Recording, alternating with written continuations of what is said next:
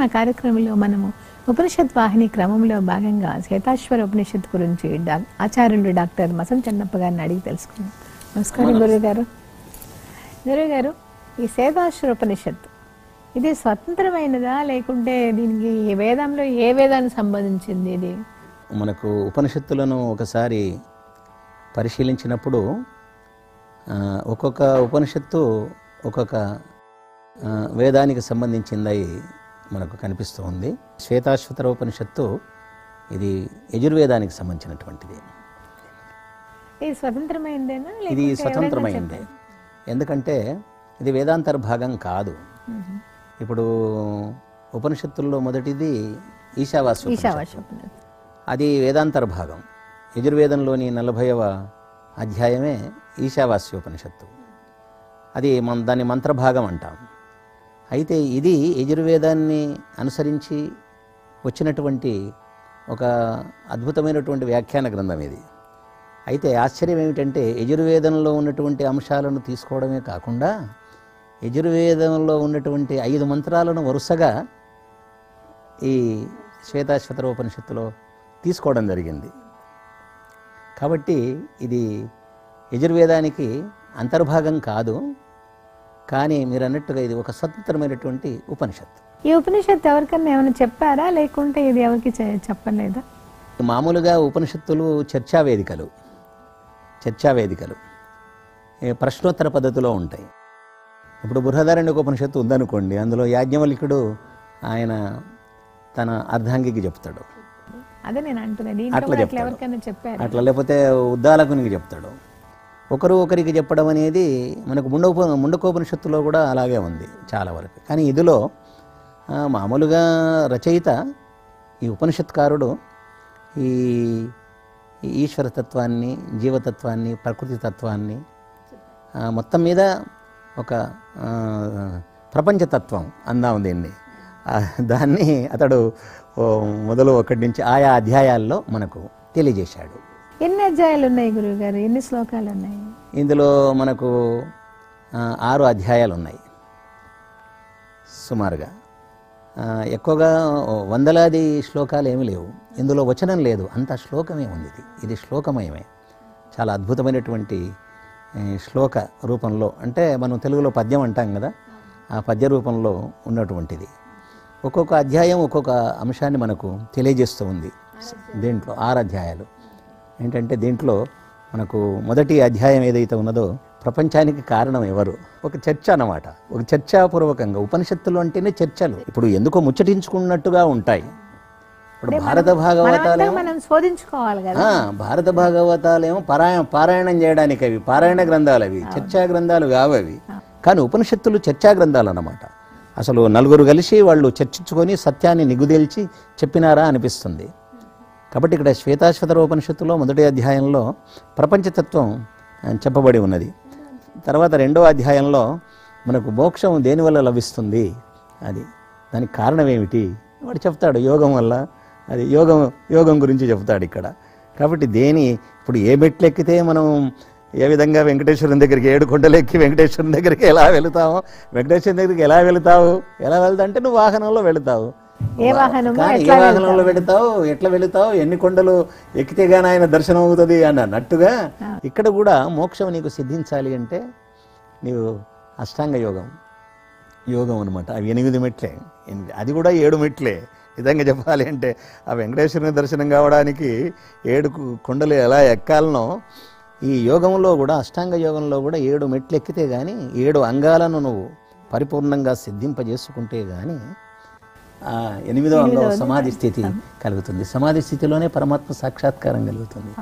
ఇట్లా సాక్షాత్గా కంకలేది కాదు అది. అదనమాట ఈ శరీరంలో మనం పొందడానికి. ఆ విధంగా మన యోగం ద్వారా మోక్షాన్ని పొందే అంశం 2వ అధ్యాయంలో చెప్పబడి ఉన్నది. ఇక 3వ అధ్యాయంలో భగవంతుణ్ణి ఏమని స్తుతించాలి, ఏమని ప్రార్థించాలి, అసలు ఏమని వేడుకోవాలి మనకెళ్ళి. ఇప్పుడు చాలామంది పూజలు చేసేవాళ్ళు ఎన్ని జన్మలైనా నీ పూజ చేసే అర్హత కలిగించు, నీకు దాసునిగా ఉంచు అని కోరుకుంటూ ఉంటారు. కానీ యోగులు అట్లా కోరుకోరు. వాళ్ళు జన్మ లేకుండా చేసుకోవాలి, పునర్జన్మ మాకు వద్దు అనుకుంటారు. కాబట్టి అక్కడ వాళ్ళకు పితృలోకం కాకుండా వాళ్ళకి దేవలోకం కావాలి, దేవమార్గంలో వెళ్ళాలి, ఉత్తరాయణంలో దేవయానంలో వెళ్ళాలి. పితృయానము దేవయానం అని రెండు ఉన్నాయి. కాబట్టి పితృయానంలో వెళితే మళ్ళీ జన్మ, దేవయానంలో వెళితే మళ్ళీ జన్మ లేదు. కాబట్టి దేవయానంలో పోవాలనుకుంటారు ధీరులు, యోగులైన వాళ్ళు. ఈ పుణ్యాత్ములు ఏం చేస్తారంటే మామూలు సాధారణంగా చెప్పబోయే పుణ్యాత్ములు అన్నమాట. పుణ్యాత్ములు ఏం చేస్తారంటే దక్షిణాయనంలో ఈ పితృయానంలో వెళ్ళి మళ్ళీ మానవ జన్మ ఎత్తి సుఖాలు అనుభవించాలనుకుంటారు. కానీ ధీరులు, యోగులు అట్లా అనుకోరు. వాళ్ళు మళ్ళీ జన్మ లేకుండా చేసుకోవాలి అంటే వాళ్ళు ఉత్తరాయణంలో దేవయానంలో ప్రయాణం చేయవలసిందే. కాబట్టి ఇక్కడ 3వ అధ్యాయంలో ఆ విధంగా స్తుతి, ప్రార్థన, ఉపాసనకు సంబంధించిన అంశాలు ఉన్నాయి. తర్వాత 4వ అధ్యాయంలో ఈశ్వరుని స్వరూపం ఉంది. పరమాత్మ యొక్క స్వరూపం 4వ అధ్యాయంలో చెప్పబడి ఉన్నది. తర్వాత 5వ అధ్యాయంలో జీవునికి ఈశ్వరునికి భేదం ఏమిటి, జీవేశ్వరుల యొక్క భేదం. అంటే జీవేశ్వరులను ప్రతిపాదిస్తున్నది. మామూలుగా మన త్రిమతాచార్యులు కూడా, శంకరాచార్యులు ఏం చేసినారు, ఆయన ఒక పరమాత్మ ఉన్నాడు రా బాబు అని ఆయన గురించి తెలుసుకుంటే మీకు మోక్షం వస్తుంది అని చెప్పినాడు ఆయన. తర్వాత మధ్వాచార్యులు ఏం చేసినారు, నాయన జీవుడు వేరు జీవుడు వేరు, నువ్వు తెలుసుకునేవాడు వేరు రా బాబు, తెలుసుకోబడేవానికంటే తెలుసుకునే నువ్వు వేరు అని చెప్పినాడు ఆయన. తెలుసుకునేవాడవు తెలుసుకోబడేవాడు ఒకడవేరా అని శంకరులు చెప్తే అది తత్వం అన్నమాట. మధ్వాచార్యులు 100% ప్యూర్ ఎనర్జీ, నువ్వు అంత ఎనర్జీ కాదు కాదనమాట. అంటే ప్యూర్ కాదు కాబట్టి వాడు పరమ పురుషుడు, నువ్వు పురుషుడు. అంతే. వాడు పరబ్రహ్మ, నువ్వు బ్రహ్మవు.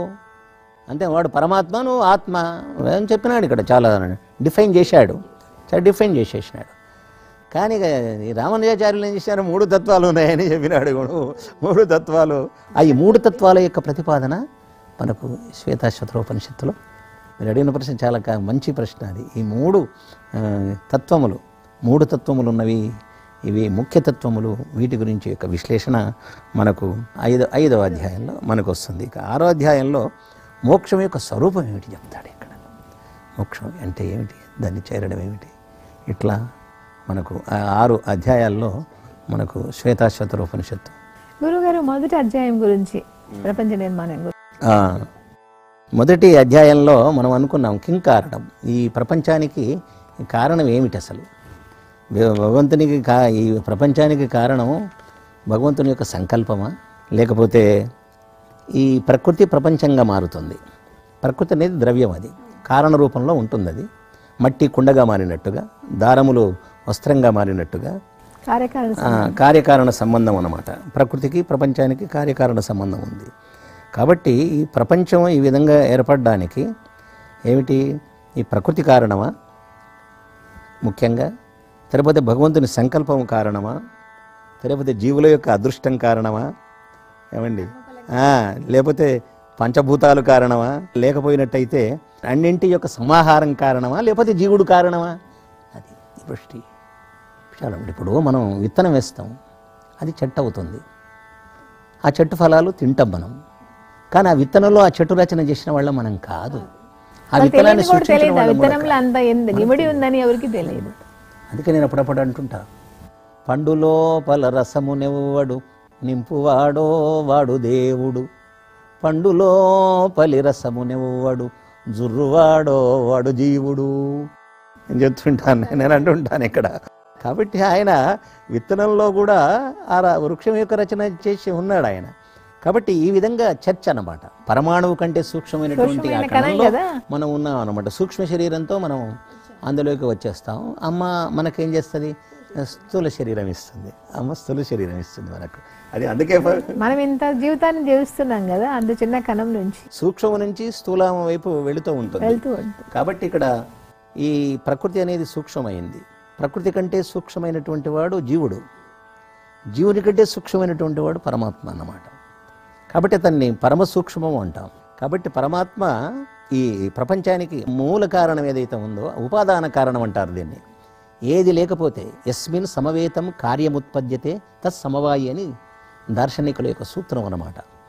ఏది లేకపోతే కార్యం ఉత్పత్తి కాదో దానికి సమవాయం ఉపాదానం అని పేరన్నమాట. కాబట్టి ఇక్కడ ప్రకృతి ద్రవ్యం ఏదైతే ఉన్నదో ఇది జడం, ఇది త్రిగుణాత్మకమైంది. సత్వం, రజస్సు, తమస్సు, ఈ 3 గుణాలతో కూడుకున్నటువంటిది ప్రకృతి. ఈ ప్రకృతి ఈ ప్రపంచానికి మూలం అవుతుంది, మూల కారణం అవుతుంది, ఉపాదాన కారణం అవుతుంది. కానీ చేతన నిమిత్త కారణం పరమాత్మ అన్నమాట. స్వయంగా ప్రకృతికి ప్రపంచంగా మారే శక్తి లేదు. మట్టికి కుండగా మారే శక్తి స్వతంత్రంగా లేదు. కుబ్బరివాడి యొక్క జ్ఞానం వల్లనే ఆ మట్టి కుండగా మారాలే. ఇప్పుడు చేతన శక్తి అన్నామే, దాని శక్తి అంటే ఏమిటి? దానికి చేతనానికి శక్తి రూపంలో మనకు ఈ ప్రకృతి కనిపిస్తూనే ఉంది. ఆయుధం లేకపోతే వీరుడు యుద్ధం చేయజాలడు, కలం లేకపోతే కవి రాయలేడు. ఆ విధంగా ఇది మనకు ఈ ప్రకృతి తత్వం దీంట్లో బాగా చెప్పినాడు. ఇందులో ముఖ్యంగా ఏమిటంటే మనకు ఇందులో ప్రకృతి చక్రానికి 20 అంతరాలు ఉన్నాయి అని చెప్తాడనమాట. జ్ఞానేంద్రియాలు, జ్ఞానేంద్రియ విషయాలు, కర్మేంద్రియాలు, కర్మేంద్రియ విషయాలు. తర్వాత అంటే ఈ మొత్తం 20 అయినాయి. 20 తత్వం కూడా మనకు ఈ ఉపనిషత్తు చెప్తూ ఉంది. తర్వాత ఇంకా ఈ చక్రం ఏదైతే ఉందో ఇది ప్రపంచాన్ని బ్రహ్మచక్రం అంటాడు. ప్రపంచాన్ని బ్రహ్మచక్రం అనే పదంతో వ్యవహరిస్తాడు ఈ ఉపనిషత్కారుడు. దీనికి ఎట్లా అంటే సృష్టి అనియడి చక్రమునకును నాభినేములు బ్రహ్మమేయగు అన్ని భూతములన్ని ప్రాణులు అందులో గల ఆకులేయగు అలా అన్నమాట. ఈ ఆకులు విరిగిపోతాయి, మళ్ళీ కొత్త కొత్తవి వస్తాయి. నాభినేమి పరమాత్మ అని ఒక బ్రహ్మచక్రాన్ని ఈ ఉపనిషత్కారుడు చెప్తూ ఉంటాడు. తర్వాత ఇందులో 20కి తత్వం అన్నారు కదా, 20కి తత్వాలు ఏమన్నా మాట్లాడుకుందామా? ఇప్పుడు జ్ఞానేంద్రియాలు ఉన్నాయి, కర్మేంద్రియాలు ఉన్నాయి, ఇవి 10 కదా. వాటికి ఇప్పుడు జ్ఞానేంద్రియాలు వేటిని గ్రహిస్తాయి? శబ్దస్పర్శ రూపరసగంధాన్ని కల్పిస్తాయి, అవేదే అయిపోయినాయి. అట్లే కర్మేంద్రియాలు కూడా చేస్తే ఒక్కొక్కటి ఒక్కొక్క పని చేస్తుంది. కర్మేంద్రియాలు ఏవైతే ఉన్నాయో వాక్కు ఉన్నది, తర్వాత మనకు మలమూత్రేంద్రియాలు ఉన్నాయి, తర్వాత పాణిపాదము చెయ్యి ఉన్నది, కాలు ఉన్నది. ఇవి గ్రహణ శక్తి కదా వీటికి చేసేది. ఈ జ్ఞానగ్రహణ పనులు చేయడానికి కర్మేంద్రియాలు ఉపయోగపడతాయి, జ్ఞానాన్ని గ్రహించడానికి జ్ఞానేంద్రియాలు ఉపయోగపడతాయి.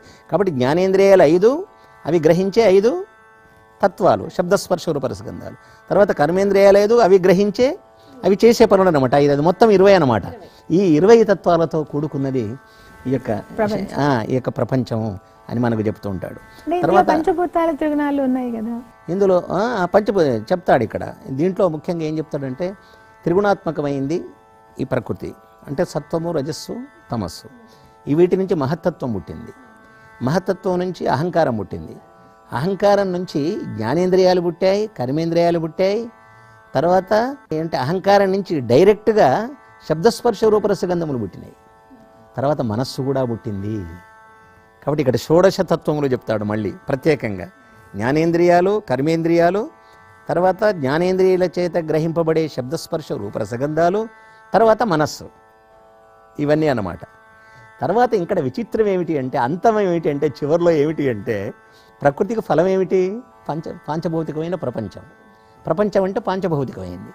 అంటే ఈ పంచభూతాలు ఎక్కడి నుంచి వచ్చాయి అంటే పంచ సూక్ష్మభూతముల నుంచి వచ్చాయి. పంచ సూక్ష్మభూతాలు ఏంటివి అంటే శబ్దస్పర్శ రూపరసగంధాలు. శబ్దం నుంచి ఆకాశం వచ్చింది, స్పర్శ నుంచి గాలి వచ్చింది, రూపం నుంచి అగ్ని వచ్చింది, తర్వాత గంధం నుంచి భూమి వచ్చింది, తర్వాత రుచి నుంచి జలం వచ్చింది. కాబట్టి ఈ సూక్ష్మభూతములు ఏవైతే ఉన్నాయో ఇవి స్థూలభూతాలుగా మారినవి అని చెప్తాడు. అంతిమం అన్నమాట, అంతిమ ఫలం అన్నమాట.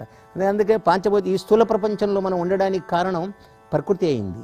ప్రకృతి సూక్ష్మమైంది, కానీ పరమాత్మ యొక్క సంకల్పము చేతనే, పరమాత్మ యొక్క నైపుణ్యము చేతనే. అందుకే వేదంలో, యజుర్వేదంలోనే సపర్యగాత్ శుక్రమకాయమౌరణమస్నావిరం శుద్ధమపాప విద్ధం కవిర్మనీషి పరిభూ స్వయంభూ యాతా తత్యతో అర్ధాన్ విదదా శాశ్వతీభ్యః సమాభ్యః. చాలా చక్కగా చెప్తాడు అక్కడ పరమాత్మ యొక్క స్వరూపం చెప్తూ. చివరిలో ఏమంటాడంటే యాతాతత్యతో అర్ధాన్ అంటే పూర్వయుగముల వల్లే, పూర్వ సృష్టులలో వలే. యాతాతత్యతో అర్ధాన్ అంటే పదార్థములు, ప్రపంచ పదార్థములను ఆయన సృష్టించినాడు. ఎవరి కోసం? ప్రాణుల కోసం, జీవుల కోసం. అంతే కదా. ఈరోజు మనం ఉన్నాము అంటే మన కోసం ఇంత సృష్టి చేశాడు ఈ ప్రపంచం అంతా. ఈశావాస్యమిదం సర్వం యత్కించ జగత్యాం జగత్ తేన త్యక్తేన భుజ్జీత మా గ్రిదక్కస్య సిద్ధనం. అందుకే ఎంత భగవంతుడు ఎంత త్యాగం అంటే త్యాగబుద్ధితో ఈ ప్రపంచాన్ని నీకు ఇచ్చాడయ్యా బాబు. మనం సుఖం అనుభవించడానికి ఇచ్చాం, కానీ భగవంతుడు మనకు సుఖాన్ని ఇచ్చాడు, కానీ మనం దుఃఖపడుతున్నాం. భగవంతుడు మనకు ఐశ్వర్యం ఇచ్చాడు, కానీ మనం దరిద్రులం అయ్యాం. భగవంతుడు మనకు వేదం ద్వారా ధర్మాన్ని చెప్పాడు, కానీ మనం ఆ ధర్మానికి పాల్పడుతూ ఉంటాం. మనిషి ఈ విధమైనటువంటి వాతావరణంలోకి వచ్చాడు. ప్రపంచం ఎవరి చేత నిర్మితమైంది, ఆయన ఎందుకు ఇచ్చాడు మనకు, దీన్ని ఎట్లా ఉపయోగించుకోవాలి, అది చాలా ముఖ్యం. అందుకే నేను అంటుంటాను ఎప్పుడు, ప్రపంచాన్ని ఉపయోగించు, పరమాత్మను ఉపాసించు. ఇది అక్కడ ఈ తత్వం అనేది మనకు ఎక్కువగా ఇందులో ఈ తత్వాలన్నీ కూడా, ఈ ప్రపంచ తత్వం అంతా, సృష్టి తత్వం ఏదైతే ఉన్నదో దీనంతా కూడా మనకు దీంట్లో మొదటి అధ్యాయంలో, రెండో అధ్యాయంలో, ముఖ్యంగా రెండో అధ్యాయంలో మనకు మొదటి అధ్యాయంలో ఈ విషయాన్ని చెబుతూ ఈ ఈశ్వరుని గురించి, జీవుని గురించి ఒక విషయాన్ని కూడా ప్రస్తావించడం జరిగింది ఇందులో.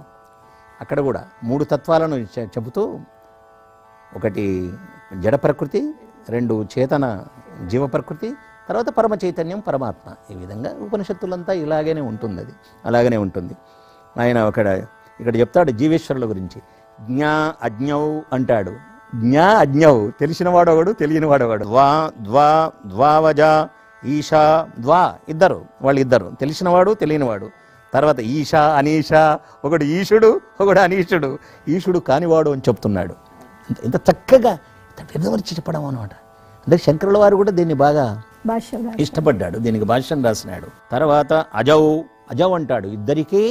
ఇద్దరికి జన్మ లేదు, అజౌ, ఇద్దరు జన్మించరు, వాళ్ళు అజులు అన్నమాట. వాడు అజుడే, వీడు అజుడే. ఆ భగవద్గీతలో కూడా కృష్ణుడు అదే చెప్తాడు. నేనున్నావు, నేనున్నాను, రాజులు ఉన్నారా నాయన, ఎక్కడికి పోర్రా వీళ్ళు, నిన్న ఉన్నట్లే ఇవాళ ఉన్నట్లే రేపు కూడా ఉంటారు, శరీరాలు పోతాయి కానీ ఆత్మలు ఎక్కడికి పోవు అంటాడు. కాబట్టి ఉపనిషత్ సారమే భగవద్గీత, వేదంలో ఉన్న విషయాలే ఉపనిషత్తుల్లో వచ్చాయి.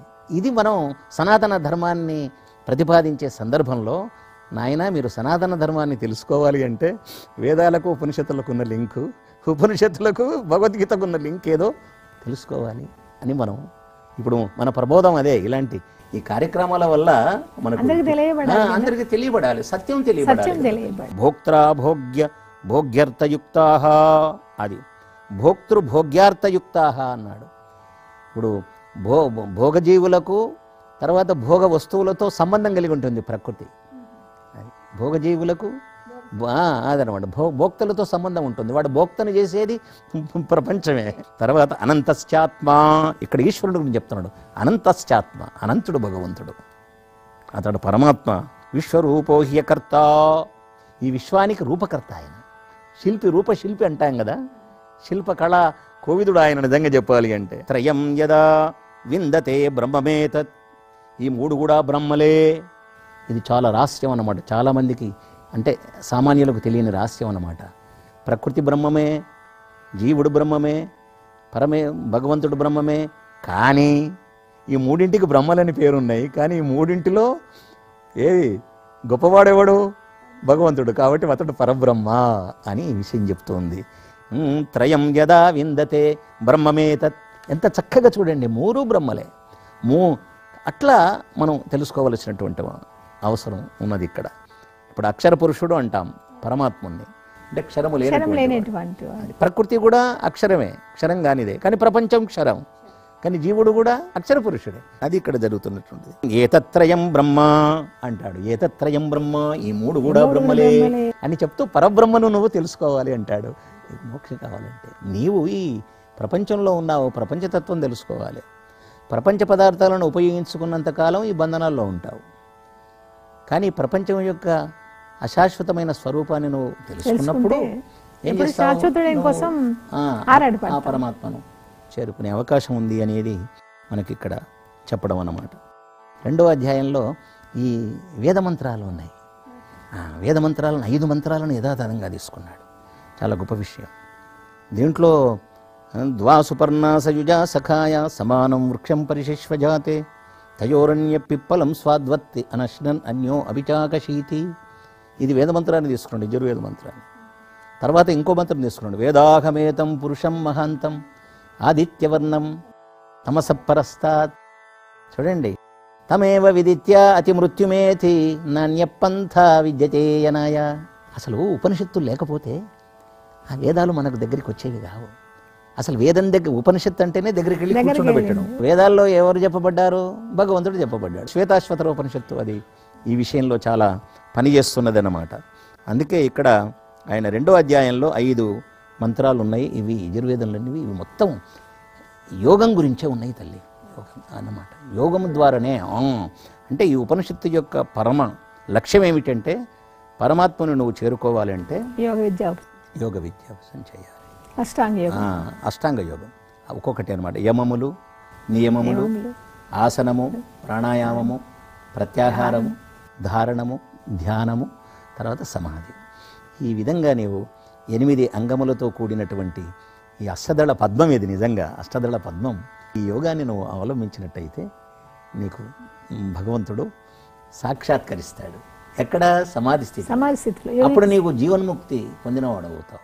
సమాధిలో నీవు పరమాత్మ సాక్షాత్కారాన్ని పొందినట్టయితే నీవు జీవన్ముక్తుడవుతావు. శరీరాన్ని విడిచిపెట్టిన తర్వాత ముక్తజీవి అవుతావు. అది చాలా బాగా విపులీకరించి చెప్పారు గురుగారు. నమస్కారం అండి, ధన్యవాదాలు. ఇది ఈనాటి మంత్రమేమ కార్యక్రమం. ఓం నమో వెంకటేశాయ. ఆత్మసాక్షాత్కారం అంటే పరమాత్మని మన అనుభవంలోకి తెచ్చుకోవడమే అన్నమాట. వీళ్ళకి ఏంటంటే రూప జగత్తులో ఉన్నారు గనక ఆ రూపంలో అతన్ని కనిపింపజేసుకుంటారు వీళ్ళు. కానీ భగవంతునికి రూపం లేదు, నామరూపములు లేవు. ఆయన అచింత్యుడు, తర్వాత అనిర్వచనీయుడు. సమాధి స్థితిలో యోగి పరమాత్మను తన అనుభవంలోకి తెచ్చుకోవడం అన్నమాట. అది అంటే ఆనందానుభూతిని పొందడం. దానికే బ్రహ్మానందం అని పేరు. స్వామి బోధానంద గోసేవ ఆశ్రమం, సైథాపూర్. జ్యోతిష్యం, వాస్తుశాస్త్రం మన పూర్వీకులు మనకిచ్చిన వరం. దుర్గాదేవి, కాలభైరవ ఉపాసనతో వాక్సిద్ధి పొందిన శ్రీ శ్రీ బోధానందగిరి స్వామివారు మీకు ఎలాంటి సమస్యలున్నా, వాటిలో ముఖ్యంగా ధన నష్టం, ఆరోగ్య నష్టం, భార్యాభర్తల మధ్య గొడవలు, ప్రేమించుకున్న వారు దూరం అవడం, ఎన్ని సంబంధాలు వచ్చినా పెళ్లి ముడి పడకపోవడం, రోడ్డు ప్రమాదాలు, అప్పుల బాధలు, వ్యవసాయంలో నష్టాలు, పెద్దల మాట పిల్లలు వినకపోవడం, ఆరోగ్య శాంతి, గృహశాంతి, మనశ్శాంతి లేకపోవడం, ఇలాంటి సమస్యలు ఉన్నట్లయితే ఒక్కసారి స్వామీజీని కలవండి. మీ సమస్యలకు తగిన పరిష్కారాన్ని పొందండి. అంతేకాక అన్ని రకాల వ్యాధులకు గోపంచకవ్య మరియు మూలికా వైద్యం చేయబడును. నమ్మకంతో రండి, ఆయురారోగ్యాలతో వర్ధిల్లండి. మా అడ్రస్ స్వామి బోధానంద గోసేవ ఆశ్రమం, సైథాపూర్, వీరభద్రస్వామి గుడి దగ్గర, యాదగిరిగుట్ట. సంప్రదించవలసిన నెంబర్ 9849213754 మరియు 9618034138.